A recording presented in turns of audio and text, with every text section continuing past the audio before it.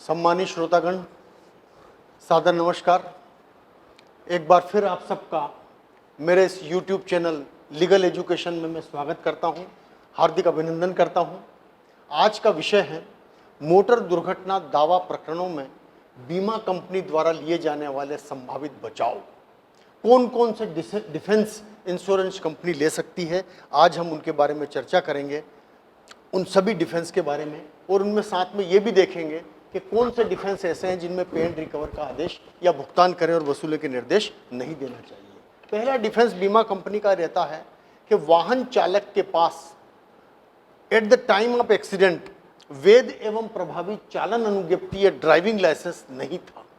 ये उनका एक कॉमन डिफेंस रहता है। सरदारी विरुद्ध सुशील कुमार और मनोज विरुद्ध समंदर सिंह, ये दो न्याय दृष्टांत आपके सामने हैं। एक सुप्रीम कोर्ट का है सरदारी, उसमें यही कहा है कि ये डिफेंस बीमा कंपनी लेती है और वो इसको साबित यदि कर देती है तो ये कहा जाता है कि वो अपने दायित्व से मुक्त हो गई है, और ऐसे मामले में बीमा कंपनी अपने दायित्व से मुक्त हो जाती है, लेकिन तृतीय पक्ष को उनको प्रतिकर भुगतान करना होता है। चालन अनुज्ञप्ति की अवधि निकल जाना, कई बार हम देखते हैं कि लाइसेंस पड़ा एक्सपायर्ड हो जाता है, मालूम नहीं पड़ता, हमको अवधि निकल जाती है उसकी। ऐसे मामले भी आते हैं।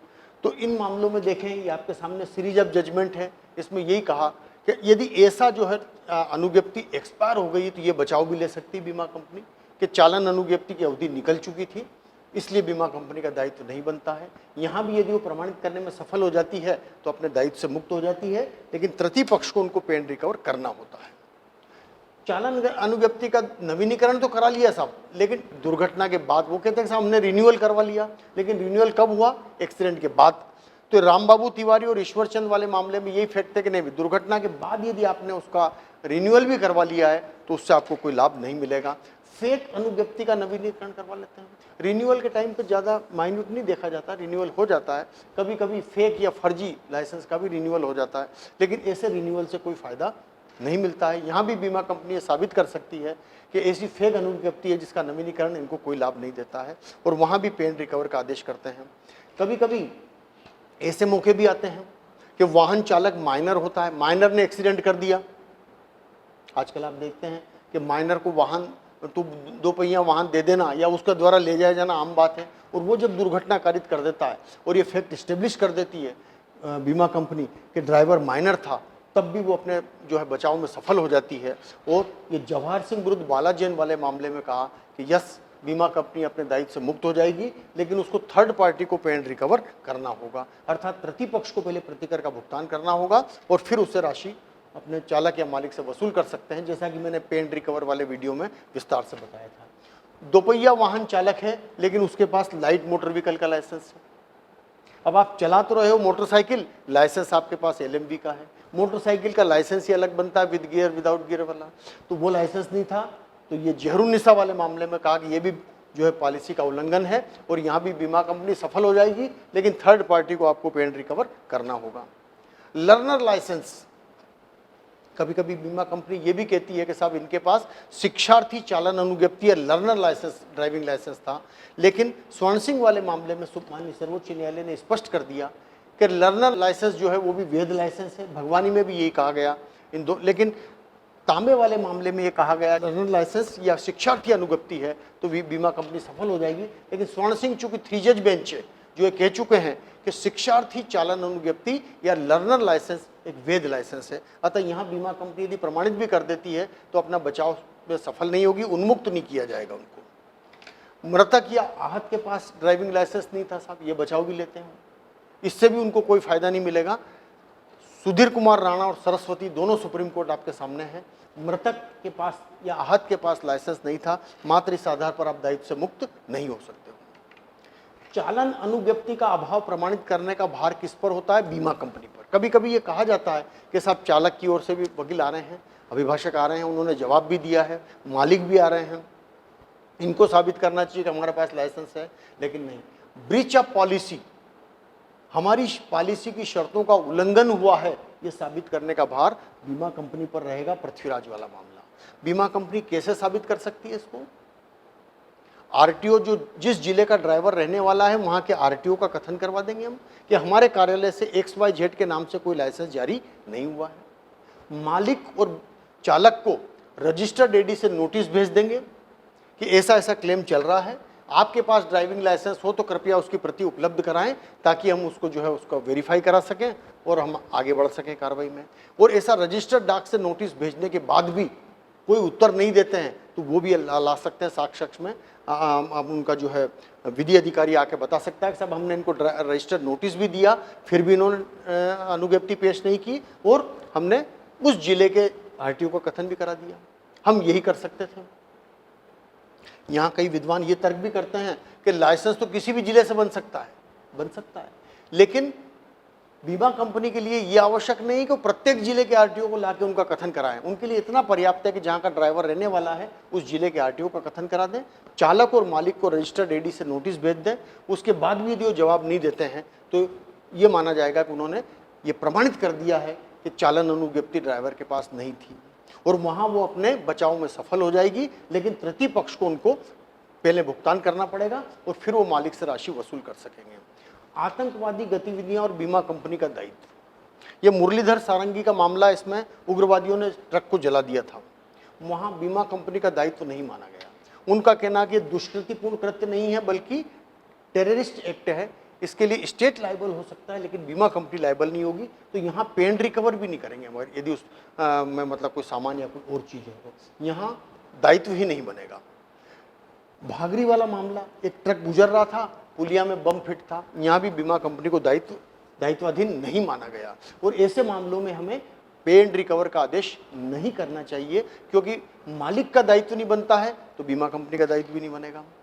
वाहन अधिग्रहण कर लिया जाता है चुनाव के समय स्टेट द्वारा, तो जब अधिग्रहण कर लिया तो वाहन किसके कब्जे में चला जाता है? राज्य के कब्जे में चला जाता है या जो अथॉरिटी उसको अधिग्रहित करती है उनके कब्जे में चला जाता है। ये दोनों न्याय दृष्टांत आपके सामने हैं। इनमें कहा कि ऐसे अधिग्रहण वाले मामले में अधिग्रहण के दौरान कोई अगर दुर्घटना हो जाती है तो वहाँ इंश्योरेंस कंपनी लायबल नहीं होती है। यहाँ भी पे एंड रिकवर नहीं किया जाता है। परमिट न होने का बचाव लिया जाता है। छल्ला उपेंद्रा वाला मामला, साबित कर दिया जाता है कि साहब ये मालवाहक वाहन था, परमिट होना था, परमिट नहीं लिया। या दूसरा मामला रूट का परमिट नहीं था। तो इन दोनों मामलों में भी अगर बीमा कंपनी लाके साबित कर देती है कि परमिट भी नहीं था और रूट का परमिट नहीं था तो बीमा कंपनी अपने बचाव में सफल हो जाएगी, लेकिन तृतीय पक्ष को उसको भुगतान करना होगा। क्षमता से अधिक यात्री का बचाव, यात्री बस है, बीमा कंपनी का कहना है कि हमने 52 सीटर बस में 52 लोगों का बीमा किया है और इसमें 70 यात्री सवार थे और 70 क्लेम लगे हुए हैं। सब हमारी संविदा ही 52 लोगों की थी। मामला पहुंचा सुप्रीम कोर्ट तक, अंजना शाम। सुप्रीम कोर्ट ने कहा कि बिल्कुल ठीक है, किसी भी व्यक्ति को संविदा के बाहर जाकर भुगतान का आदेश हम नहीं कर सकते। संविदा 52 की है तो हम 72 व्यक्ति का भुगतान करें, ऐसा उनको नहीं कह सकते हैं अंजना शाम वाले में। और 52 व्यक्ति तक ही उनको दायी माना गया। 52 के ऊपर के यात्री का भुगतान स्वामी करेगा। और 52 तक के यात्रियों में भी उन्होंने एक बहुत अच्छी बात कही कि हायर टू लोअर भुगतान किया जाए, अर्थात जो सबसे बड़ा क्लेम है उसको पहले, फिर उससे छोटा, फिर उससे छोटा और सबसे आखिरी में छोटे, ताकि अधिकतम लोगों को जो है लाभ मिल जाए। और बाकी जो बचे हुए 52 के अलावा यात्री है वो मालिक से वसूल करेंगे। और यहाँ हम पे एंड रिकवर भी नहीं करेंगे क्योंकि संविदा ही 52 लोगों की है तो संविदा के बाहर जाकर हम आदेश नहीं कर सकते हैं। प्रीमियम का चेक अनादृत होने का बचाव, बीमा कंपनी बचाव लेती है कि साहब इस वाहन स्वामी ने हमको प्रीमियम का चेक दिया था लेकिन वो चेक डिसऑनर हो गया। आजकल चेक डिसऑनर होना एक आम बात देखा जाता है। 138 के मामले एनआईए के तेजी से बढ़ रहे हैं। तो जब कभी ऐसे प्रीमियम का चेक अनादृत होने का अवसर आता है तब मैं बीमा कंपनी के जो लर्नेड लॉ ऑफिसर सुन रहे हो उसको वीडियो को, उनको आग्रह करूंगा कि जैसे ही प्रीमियम का चेक अनादृत होकर बैंक से मेमो के साथ प्राप्त हो तत्काल उनको एक नोटिस बनाना चाहिए कि आपका चेक अनादृत हो गया है प्रीमियम का, हमने पॉलिसी निरस्त कर दी है, निरस्त की सूचना आपकी ओर प्रेषित है। यदि आप बीमा कराना चाहते हैं तो प्रीमियम अदा करें और पॉलिसी लें। और इस पत्र को जो है स्पीड पोस्ट से भेज देना चाहिए क्योंकि स्पीड पोस्ट में 24 घंटे में मिलने की गारंटी रहती है उस लेटर की। ये दावा है पोस्ट ऑफिस का।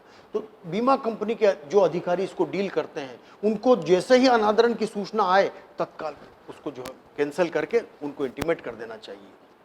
कई बार हम अनादरण का चेक पड़ा रह जाता काम के बोझ के कारण, या हम उसको टेलीफोनिक इंटीमेट कर देते हैं कि भाई आ जाओ आप भर दो, वो इस बीच कोई एक्सीडेंट हो गया, तो इन व्यवस्थाओं में ये कहा गया है कि फिर आपको दायी माना जाएगा, उत्तरदायी माना जाएगा। अतः मैं बीमा कंपनी के जितने लर्नेड ऑफिसर जो इसको डील करते हैं उनको आग्रह करूंगा कि चेक अनादरित होते ही तत्काल सब काम छोड़ के पहले स्वामी को सूचना भेजें कि पॉलिसी हमने कैंसिल कर दी है, ये जो है ये जानकारी स्पीड पोस्ट से भेज दें, क्योंकि ऐसी जानकारी जैसे ही आपने भेजी उसके बाद अगर कोई एक्सीडेंट होता है तो बीमा कंपनी का कोई दायित्व नहीं बनेगा और पेन रिकवर भी यहाँ नहीं होगा। लेकिन चेक अनादरित होकर आगे आपकी टेबल पे, आपने नोटिस नहीं दिया, पॉलिसी कैंसिल नहीं की और इस बीच एक्सीडेंट हो गया, उसके बाद आपने नोटिस जारी करके उसको भेजा, तो आपका दायित्व बनेगा और आपको पेन रिकवर का इसमें आदेश होगा। इसलिए इस मामले में बहुत सावधानी रखना चाहिए बीमा कंपनी को, तत्काल पॉलिसी कैंसिल कर देना चाहिए। बीमा पॉलिसी कब से प्रारंभ होती है ये भी बिंदु कभी कभी आता है। कभी कभी ऐसा कोई इंसिडेंट हो जाता है कि जिस दिन बीमा कराया उसी दिन का एक्सीडेंट है, सेम डे का एक्सीडेंट। 1 जून 2020 को बीमा कराया, 1 जून 2020 का एक्सीडेंट है। तब ये प्रश्न होता है कि पॉलिसी कब से प्रारंभ होती है। तो देखिए कि इसका लॉ ये है जो आपके सामने है। इस लॉ में ये कहा गया है कि कोई भी बीमा पॉलिसी उसमें अंकित समय से प्रारंभ होती है, अर्थात 1 जून 2020 11 AM। तो ये पॉलिसी 1 जून 2020 को प्रातः 11 बजे से शुरू होगी, लेकिन उसमें लिखा है कि 1 जून 2020 और नीचे कोई टाइम नहीं डाला है। तब ये पॉलिसी गत मध्य रात्रि से अर्थात 31 मई को 12 बजे बाद से पॉलिसी फोर्स में आ जाएगी। इसलिए हमेशा जब भी कवर नोट जारी करें या पॉलिसी जारी करें, हमें नीचे स्पेसिफिक टाइम डालना चाहिए ताकि वहीं से पॉलिसी वो शुरू हो। कई बार ऐसे बिल्कुल मार्जिनल मामले आ जाते हैं कि उसी दिन 11 बजे उसने आपने बीमा करवाया और एक्सीडेंट जो है वो 10 बजे हो चुका था, नहीं बताया उसने इफेक्ट आपको, तब भी बड़ा दिक्कत आती है, इसको साबित करने में कठिनाई आती है। अतः हमें टाइम डाल देना चाहिए, ये इसका सबसे है। वरना लॉ क्या है, अगर कोई टाइम स्पेसिफिक डाला है तो वहां से प्रारंभ होगी और टाइम नहीं डाला है तो विगत मध्य रात्रि से वो फोर्स में आ जाएगी पॉलिसी। फिटनेस नहीं होना, साहब ये मालवाहक वाहन था और उसमें फिटनेस नहीं लिया था, तो फिटनेस होना भी जरूरी है, क्योंकि परमिट चूंकि रजिस्ट्रेशन के लिए फिटनेस मस्ट है मालवाहक वाहन में। इसलिए अगर ये साबित हो जाता है कि वाहन का ठीक हालत में होने का प्रमाण पत्र नहीं लिया गया था तो इसको भी ब्रीच ऑफ पॉलिसी माना गया है, लेकिन यहाँ हम पेन रिकवर करेंगे। आजीवन प्रीमियम, कभी कभी ऐसे भी रहते हैं लोग, आजीवन का प्रीमियम ले लिया हमने, तो इसकी अवधि क्या होती है, जब तक वो रजिस्ट्रेशन अस्तित्व में रहता है तब तक रहता है। अगर रजिस्ट्रेशन एक्सपायर हो गया तो पॉलिसी वहीं से एक्सपायर हो जाएगी। आजीवन रजिस्ट्रेशन 15 साल के लिए होता है, तो आजीवन पॉलिसी भी 15 साल के लिए हो गई। 15 साल बाद अगर मान लीजिए रजिस्ट्रेशन को आगे नहीं करवाया, पॉलिसी टर्मिनेट हो जाएगी और वहां पेन रिकवर भी नहीं करेंगे क्योंकि संविदा ही समाप्त हो चुकी थी। वाहन अंतरण कर देते हैं लेकिन आरटीओ में नाम नहीं चढ़ा, तो इन मामलों में हमें ध्यान रखना है कि वाहन अंतरण करने के बाद आरटीओ में नाम चढ़ा या नहीं चढ़ा ये मटेरियल नहीं है, थर्ड पार्टी को तो आपको प्रतिकर देना पड़ेगा। वो आता भी एक साहब मैंने खरीद लिया, वाहन स्वामी भी कहता है कि मैंने बेच दिया, उसको भी पार्टी बना दें, लेकिन लॉ ये है कि आरटीओ में जिसके नाम से वाहन अंकित है प्रतिकर की दृष्टि से हम उसको स्वामी मानेंगे, प्रतिकर के लिए उसको हम स्वामी मानेंगे। इसलिए हमें ध्यान रखना चाहिए कि ये बचाव जो है लागू नहीं किया जाएगा। हानिकारक पदार्थों का परिवहन होता है कई बार वाहनों में, इसकी बीमा पॉलिसी भी अलग होती है और उसका ड्राइविंग लाइसेंस भी अलग होता है। अगर बीमा कंपनी साबित कर देती है कि हानिकारक वाहन पदार्थ ले जाया जा रहा था लेकिन ड्राइवर के पास उस तरह का लाइसेंस नहीं था, तब भी वो अपने बचाव में सफल हो जाती है। वाहन का बीमाकर्ता और उपयोगकर्ता अलग अलग होने का बचाव, कई बार ये होता है कि व्यक्ति एक वाहन खरीदता है, कमर्शियल वाहन के रूप में उसका रजिस्ट्रेशन होता है, पॉलिसी भी कमर्शियल वाहन की लेता है और उसको किसी स्कूल से अटैच कर दिया, किसी संस्था से अटैच कर दिया, तो जिस संस्था या स्कूल से अटैच किया उनको फिर से बीमा नहीं लेना पड़ेगा, इंश्योरेंस एक बार ही हो जाएगा, एक बार हुआ वही माना जाएगा। ये बचाव भी मान्य नहीं किया जाएगा कि साहब इन्होंने तो स्कूल को अटैच कर दी थी, बस कर सकते हैं, वो इसलिए कर सकते हैं कि उन्होंने कमर्शियल वाहन के लिए पॉलिसी ली है।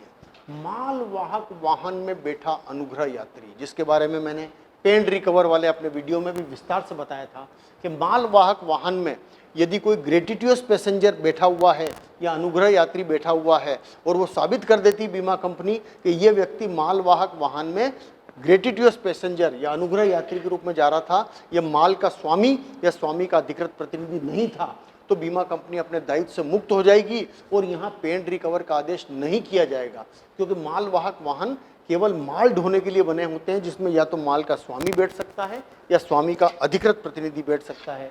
ये रत्तानी, कौशल्या देवी, अजीत कुमार, बलजीत कौर, ये सारे एग्जाम्पल है सुप्रीम कोर्ट के, जिसमें कहा कि मालवाहक वाहन में बैठे अनुग्रह यात्री के लिए बीमा कंपनी का कोई दायित्व नहीं बनता है और हम यहाँ पे एंड रिकवर भी नहीं करेंगे। और इन मामले में जो पे एंड रिकवर सुप्रीम कोर्ट करती है या माननीय उच्च न्यायालय करती है, माननीय सर्वोच्च न्यायालय करती है, वो आर्टिकल 142 में सर्वोच्च न्यायालय और माननीय 136 में आर्टिकल 136 में माननीय उच्च न्यायालय करती है। ये शक्तियाँ अधिकरणों को प्राप्त नहीं होती है। लेकिन ये दो न्याय दृष्टांत भी ध्यान रखें। प्रेमबाई वाले मामले में यह था कि उन्होंने कहा कि साहब ये केबिन में नहीं बैठे थे, मालवाहक वाहन के स्वामी तो थे पर एक केबिन में नहीं बैठे थे, तो उन्होंने कहा कि ऐसा कोई केबिन में बैठा होना जरूरी नहीं, माल के साथ वो बैठ सकता है। हनुमान गोड़ा वाले मामले में वो मैनेजर भी था और डिलीवरी भी करने गया था माल की, तो उन्होंने कहा कि नहीं, ये इसको हम स्वामी का प्रतिनिधि मानेंगे। वाहन को असत्य रूप से घटना में लिप्त करने का बचाव, प्रायः बीमा कंपनी का ये बचाव ये लेते हैं कि सब इस वाहन को इस घटना में इन्वॉल्व किया गया है, वास्तव में इस वाहन से दुर्घटना नहीं हुई है। तो मैं बीमा कंपनी के लर्नेड एडवोकेट से आग्रह करूंगा कि वो न केवल एक इन्वेस्टिगेटर अपॉइंट करें, बल्कि उनसे सारी जानकारियां, सारे गवाह वगैरह लेकर ये जानकारी लें कि क्या वास्तव में ये वाहन घटना में लिप्त था या इसको बाद में प्लांट किया गया है। फॉर एग्जाम्पल, यदि वो ऐसे मार्ग की घटना है जहाँ कोई टोल टैक्स पड़ता हो, तो टोल टैक्स में आपने देखा होगा कि वो ऑटोमेटिक मशीनें लगी रहती है, वो रोक देती वाहन को, और वाहन की एंट्री जब तक नहीं हो तब तक वो चालू नहीं होता है। वो चाहे वो राज्य का वाहन हो तब भी उसकी एंट्री होती है कि राज्य का वाहन होने से पैसा नहीं लिया गया, लेकिन एंट्री जरूर होती है। वो एंट्री भी वहाँ से प्राप्त करना चाहिए, ये दर्शाने के लिए कि यदि इस रोड से ये वाहन गया ही नहीं तो इससे एक्सीडेंट होने का सवाल, ये भी लाना चाहिए। पड़ोसियों के कथन लेना चाहिए। ये सारी बातें करके असत्य रूप से वाहन या प्लांट किया है वहाँ सारे फैक्ट लाना चाहिए। कई बार हम देखते हैं कि एक ही ड्राइवर कई घटनाओं में, कई एक्सीडेंट एक ही ड्राइवर के हाथ से हुआ। ये संयोग भी हो सकता है, किसी व्यक्ति का ऐसा योग हो सकता है कि उसके हाथ से एक्सीडेंट हो, लेकिन एक मालिक जो है जैसे ही ड्राइवर से एक्सीडेंट होता है फिर उसको अगली बार जो है थोड़ा सा वाहन देने में संकोच करता है, लेकिन वो अगला फिर उसको रखता है नौकरी पे, तो पूछता है आपने कहीं एक्सीडेंट तो नहीं हुआ, और हुआ है तो वो फिर उसको अपने काम देने में संकोच करता है, अपना वाहन सौंपने में संकोच करता है। तो ये चीज़ें भी लाना चाहिए और पूरा एक समग्र सत्य सामने लाने का प्रयास करना चाहिए, क्योंकि ये जो बीमा की राशि है, ये बीमा की राशि जो है लोक धन है, पब्लिक मनी है, जो हमें वितरित करना होती है। अतः हमें ऐसे असत्य मामलों में क्लेम न मिल जाए, इसको भी ध्यान देना है। मृतक से बीमा, एक मामला ऐसा आया कि जिसमें सब उन्होंने कहा कि साहब ये तो मरे हुए आदमी से बीमा करा लिया, वो बीमा करवाते गए, उसको आगे रिन्यूअल करवाते गए और मृतक था। अब ये प्रश्न आया कि हमारा दायित्व तो नहीं बनता, मृतक से संविदा शून्य है और वो उसका रिन्यूअल करते रहते बीमा पॉलिसी का। तो वहाँ सुप्रीम कोर्ट ने इस मैटर में ये कहा कि यहाँ एक्सेप्टेंस सबसाइलेंशियो का सिद्धांत लागू होगा, अर्थात आपने मरे हुए व्यक्ति मर गया था तो आपने रिन्यूअल क्यों किया फिर उसका, तो आपने मौन स्वीकृति दे दी थी, ये मानते हुए इसको जो है इस बचाव को अमान्य किया गया।